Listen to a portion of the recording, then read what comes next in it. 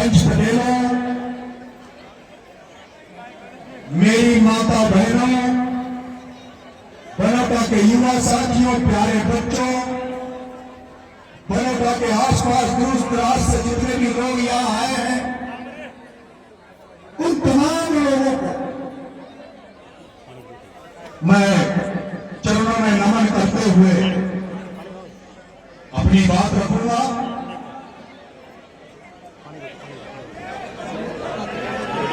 मैं जब तक बोलूं, मैं चाहता हूं कि मेरी बात को आप सुने, बीच में किसी तरह के नारे ना लगाएं, किस तरह से बात ना लगाएं। आज आपके इस गांव में बाबा रामदेव का मेला यहां आयोजित हो रहा है। वो लोग हाथ खड़ा करें, वो लोग हाथ खड़ा करें जो बाबा रामदेव के जीवन को जानते हैं, उनके इतिहास को जानते हैं। वही लोग हाथ खड़े करना जो बाबा रामदेव के इतिहास को जानते हैं। सब लोग जानते हो बाबा रामदेव का जन्म कब हुआ था?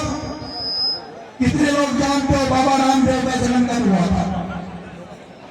कितने लोग जानते हो? अब हाथ खड़े नहीं हुए। बाबा रामदेव को हम नहीं जानते, उनके इतिहास को नहीं जानते, उन्होंने जीवन में क्या किया नहीं जानते। बस हम तो सब लोग पूछते हैं, इसलिए हम भी बाबा रामदेव को पूछते हैं। लेकिन केवल जब बाबा रामदेव के बारे में नहीं जानते तो फिर पूछने का फायदा भी क्या है? जिसको हम जानते नहीं, पहचानते नहीं, तो उसको पूछने का क्या फायदा? मैं कहना चाहता हूं बाबा रामदेव, जिनको राम सा पीर भी कहा जाता है, जिनको लोक देवता की तरह पूजा जाता है, एक ऐसा लोक देवता बाबा रामदेव, राम सा पीर, जिसको हिंदू भी अपना राधे देव मानते हैं और जिसको मुस्लिम समाज भी पूजता है, मुस्लिम समाज भी उस बाबा रामदेव में आस्था रखता है। वो बाबा रामदेव जिसको सबसे ज्यादा कोई पूजा करता है, वो बाबा रामदेव, राम सा पीर, जिसके लिए अगर कोई सबसे ज्यादा पैदलियां कराए जाते हैं, दंडवतियां कराए जाते हैं, तो दलित समाज जाता है, एससी समाज जाता है। बाबा रामदेव 1352 में एक क्षत्रिय परिवार, एक राजपूत परिवार में पैदा हुआ, एक जागीरदार परिवार में, क्षत्रिय परिवार में पैदा हुआ। 1352 में उस समय बाबा रामदेव पैदा हुआ।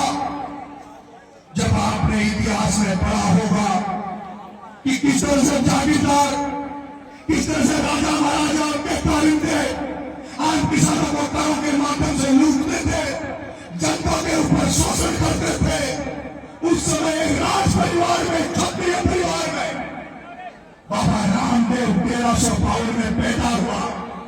उसने घर बार छोड़ दिया, परिवार छोड़ दिया, राज परिवार छोड़ दिया, वो मीरा देवी का बेटा रामदेव ने सब कुछ छोड़ दिया और जनता की सेवा करने निकल गया। उसी तरह जैसे महात्मा बुद्ध ने राज परिवार को छोड़ के जनता की सेवा करने के लिए निकल गए, उसी तरह से जैसे महावीर स्वामी जनता की सेवा करने के लिए निकल गए, उसी तरह से जैसे दादाजी महाराज गौ माता की सेवा करने के लिए, जनता की सेवा करने के लिए निकल गए, उसी तरह से बाबा रामदेव, राम सा पीर भी उन गरीबों के लिए, असहाय लोगों के लिए, जिनका कोई नहीं था, जिनका कोई भाई भाई नहीं था, जिन दलित भाइयों को कुओं में पानी नहीं भरने दिया जाता था, जिन दलित भाइयों को छुआछूत की नजर से देखा जाता था, जिनको पंगत में खाना नहीं खाने दिया जाता था, बाबा रामदेव उनकी सेवा करने निकल गया।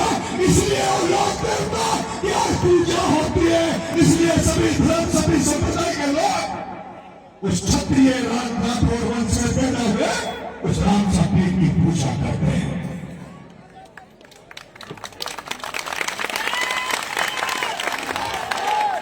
आज उस राम सा पीर के इस मेले, इस मरंगन में आया क्या मैं अगर मुझे समय देंगे तो क्या मैं लंबा बोल सकता हूं या फिर मैं थोड़ा छोट बोल के छोटा करूं?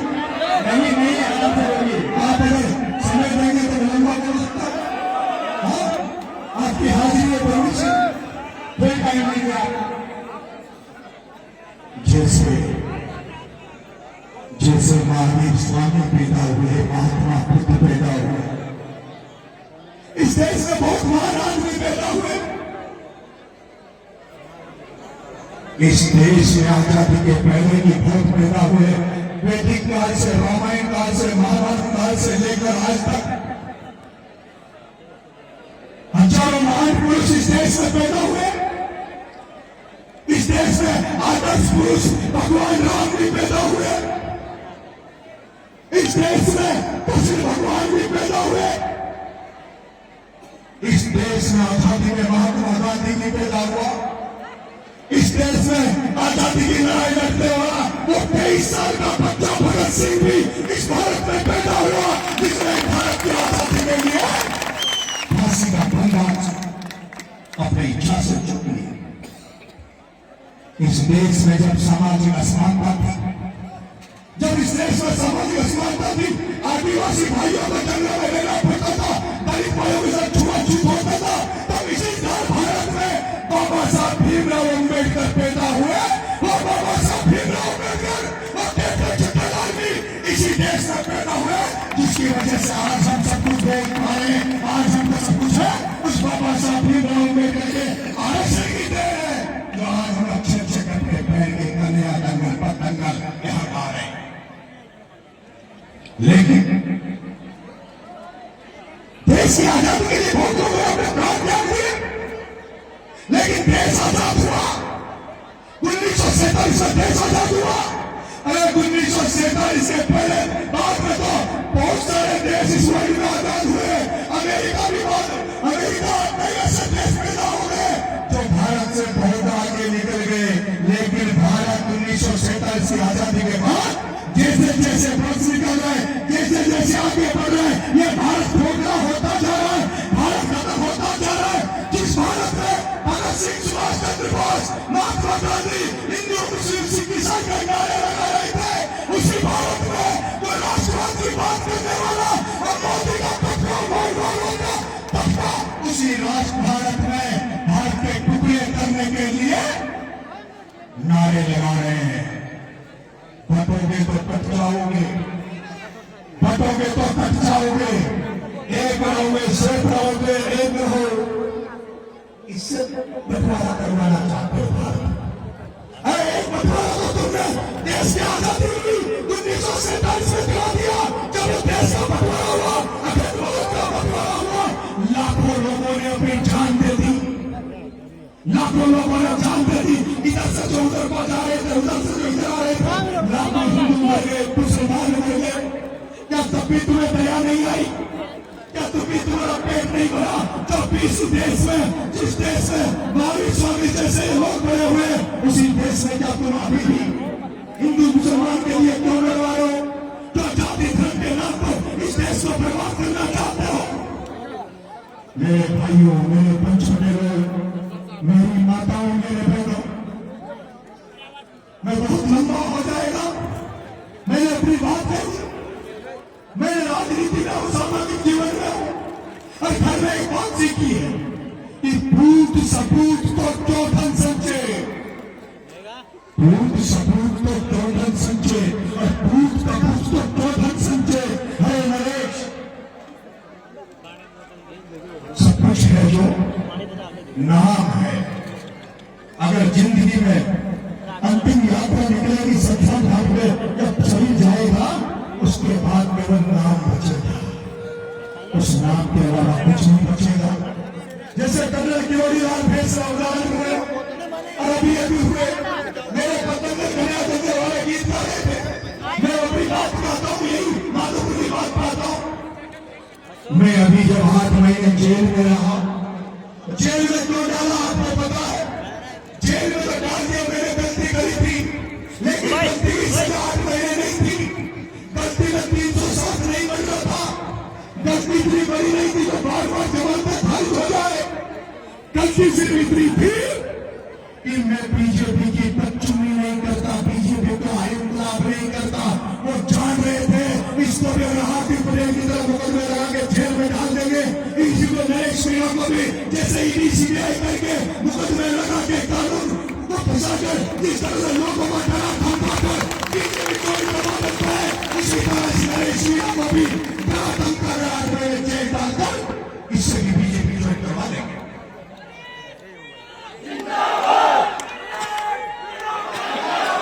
वो भूल गए, लेकिन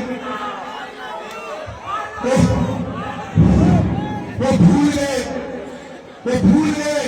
उन्हें ये नहीं पता ये नरेश मीणा वो बलिदानी है, वो त्यागी है जो राजनीति में कुछ बनने नहीं आया, राजनीति में नरेश मीणा आया है तो अपने माँ बाप का नाम रोशन करना है, इस समाज का नाम रोशन करना है। इस समाज में नरेश मीणा पैदा हुआ, उस समाज को घोड़ा करने नरेश मीणा राजनीति में आया है।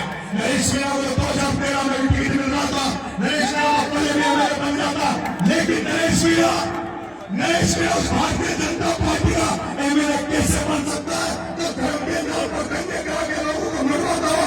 नरेश मीणा उस भारतीय जनता पार्टी को कैसे ज्वाइन करता है जो भारतीय जनता पार्टी के लोग रात को सोते समय आदिवासी दलितों को तलवारों से काटने के सपने लेकर सोते हैं।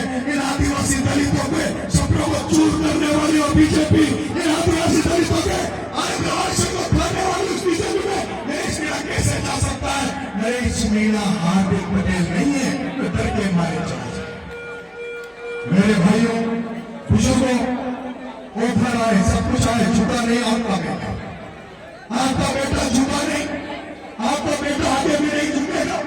जब तक जिंदगी है, जब तक सांसें चल रही है, अगर आपका आशीर्वाद रहा, आपका भरोसा रहा, आपका विश्वास रहा, तो महाराणा प्रताप की तरह आपका बेटा भी लड़ाई लड़ता रहेगा, चाहे फांसी रोकनी पड़े,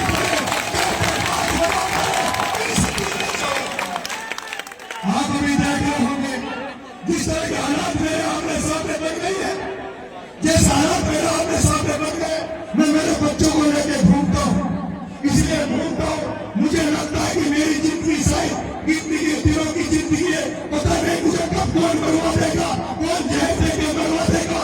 एक तो मुझे भाई ने 15 करोड़ रुपए की सुपारी मुझे मरवाने के बारे में दे दी थी। मुझे तो भरोसा नहीं है जिस तरह से मैं जिन लोगों से लड़ रहा हूँ वो लोग मुझे कब मरवा दे, लेकिन नरेश मीणा अगर मर जाए, मैं अगर अपने आप को आपके लिए कुर्बान कर दूं तो आपसे केवल यही आशा करता हूँ, उम्मीद करता हूँ कि मुझे अगर चिंता है तो मेरा एक बेटा और बेटी है, समाज उनको जरूर पाल लेना, समाज उनको बच्चों को पाल पोस कर जरूर करते देना, उन्हीं की चिंता है और किसी की चिंता नरेश मीणा के छीने रहे। मेरे भाइयों, यहाँ के पंच पटेल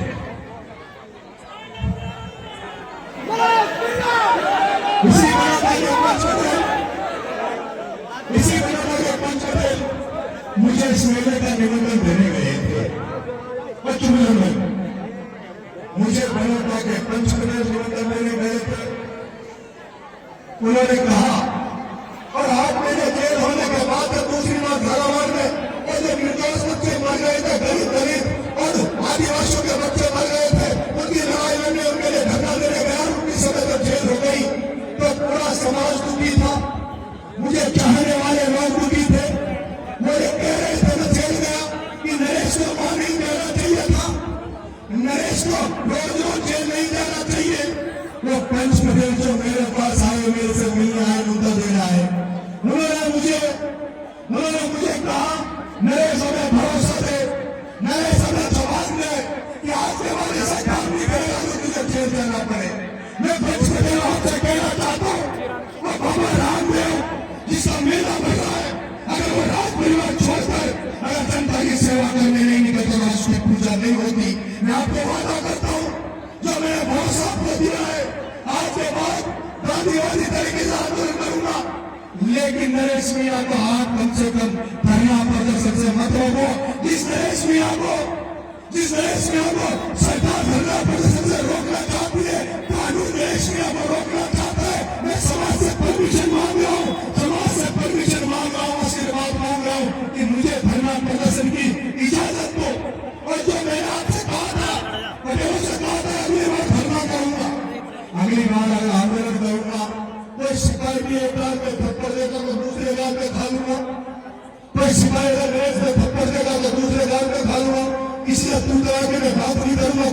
हिफाजत करूंगा, पूरे धैर्य और संयम से रहूंगा। लेकिन पंच पटेलों, मेरे पंच पटेलों, मेरी माता और मेरे युवा साथी, जब इसमें सवाई माधुरी धरती पर आज आपके गांव में आया हूं और जो जन सैलाब मैंने रोडों पर देखा है, जो जन सैलाब मैंने रोडों पर देखा है, वो जन सैलाब जैसे मैं सवाई माधुरी बांधू में घुसा, डूंगरी बांध की चर्चा चालू हो गई। डूंगरी बांध की चर्चा चालू हो गई। मेरी माताएं मिली, मेरे बुजुर्ग 70-80 साल 90 साल के बुजुर्ग जिन्होंने मेरे माथे में हाथ रखकर कहा, बेटा तेरे पे ही भरोसा है, हमारे इस बांध को रुकवा दे, हमारे इस बांध को रुकवा दे, तेरे पे ही भरोसा है। मैं तो पटेल जी मैं आपसे परमिशन मांग रहा हूं, मैं परमिशन मांग रहा हूं। डोगरी बांध का आंदोलन है, जब तक मुझे परमिशन दे दो भगत सिंह बने रहने की, मुझे परमिशन दे दो भगत सिंह बने रहने की, क्योंकि मैं चाहता हूं आप लोग मुझे कहीं जगह मार्ग पर इसलिए चलाना चाहते हो क्योंकि आपका दिल मेरे लिए धड़कता है, आपकी भावनाएं मेरे लिए धड़कती है। आप लोग नहीं चाहते, आप लोग चाहते हो कि हमारा ये जो बेटा है, हमारा तो बेटा 25 साल से खेतों में लगा है, ये बेटा एक बार एमएलए बन जाए, लोकसभा बन जाए, आपकी ये ख्वाहिश में समझता हूँ। आप अपनी चाहते हैं वो समाज के कहता है आंदोलन मत कर, धरना मत कर, चुपचाप बैठ जाए, एक बार पद ले रहे, एक बार एमएलए बन जा, सांसद बन जा, फिर करते रहना। अरे मेरे पंचपटलों में पूछना चाहता हूँ, क्षेत्र गांव के लोग, क्षेत्र गांव के लाखों लोग जब वो खत्म हो जाएंगे, उजड़ जाएंगे, बच्चे बर्बाद हो जाएंगे, तो फिर मेरा एमएलए बनने का, साथी बनने का मतलब क्या रहेगा?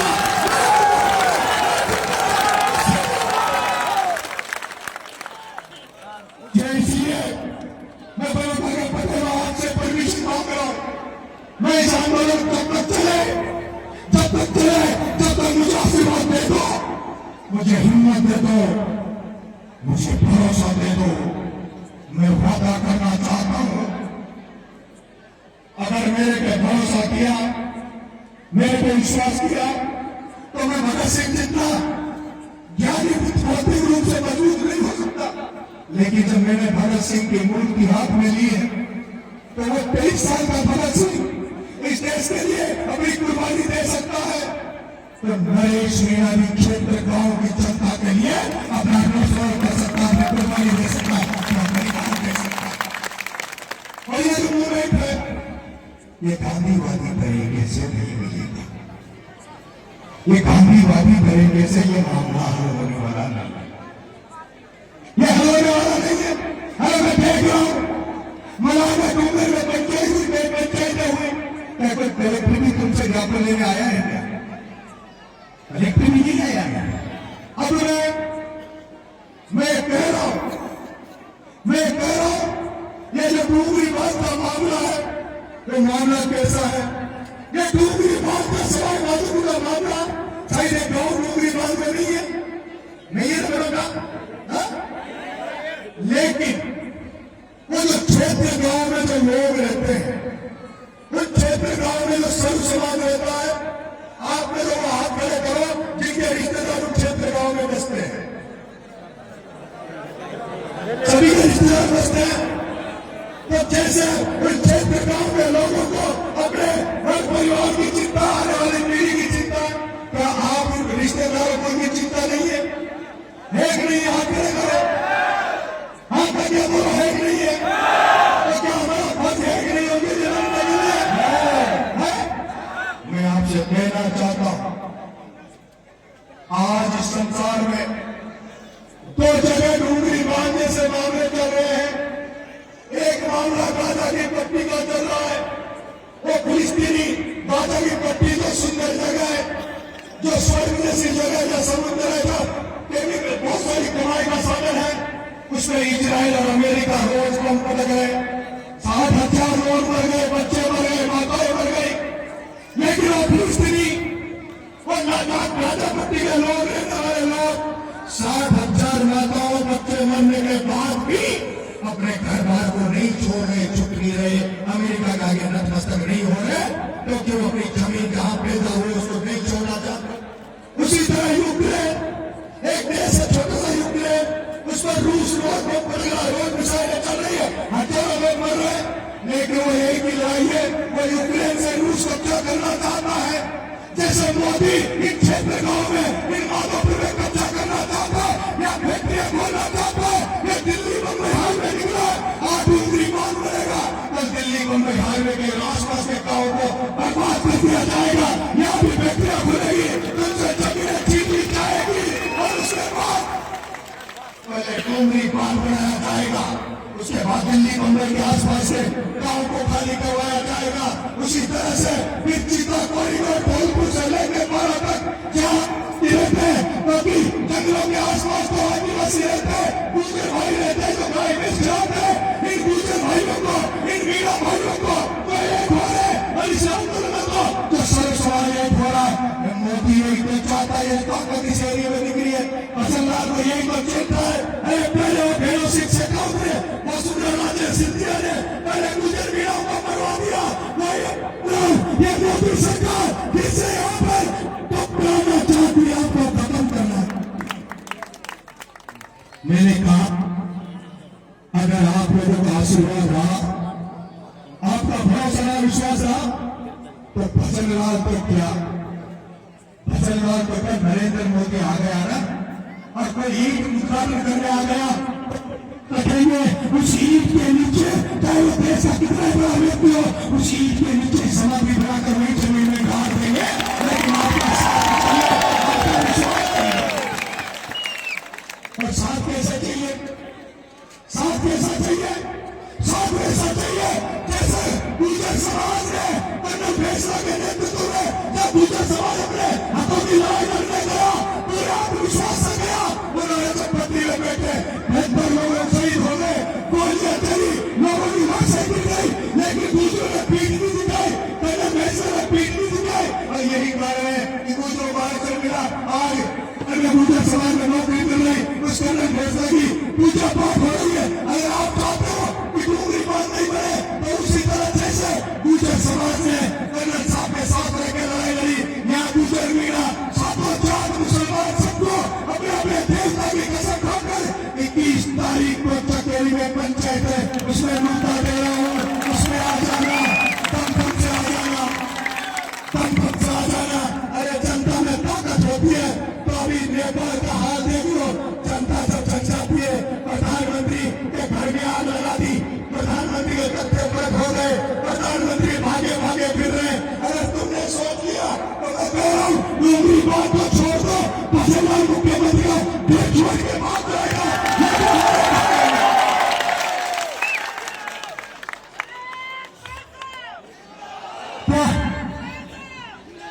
तो आपको भरोसा है मेरे पे, हाथ खड़े करो, विश्वास है, विश्वास है, हाँ, तो दम से आओगे 21 तारीख को चकेरी में आना है, हाथ खड़े करो, सोने को बाबा रामदेव जी आओगे ना, माता आपको भी आना है, आपको भी आना है, अपने रिश्तेदारों की जान बचानी है, वो रिश्तेदारों को बचाना है।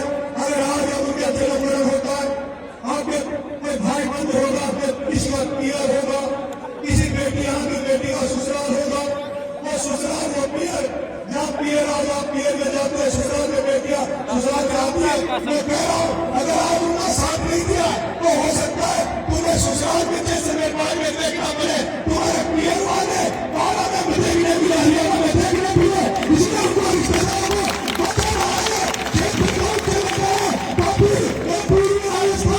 राजस्थान, ये हिम्मत वाला राजस्थान खत्म हो जाएगा, इसलिए आपको 21 तारीख को आना है, आपका बेटा वही मिलेगा और सबसे आगे मिलेगा।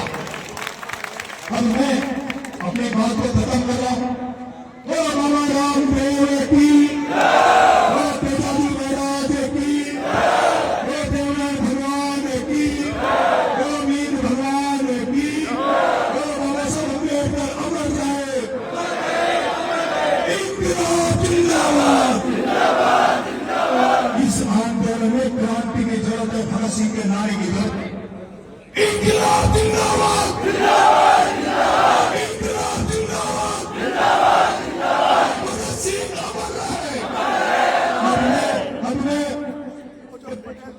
जी आपसे परमिशन चाहता हूं, यहाँ पर लोग आगे से प्लीज प्लीज बाबा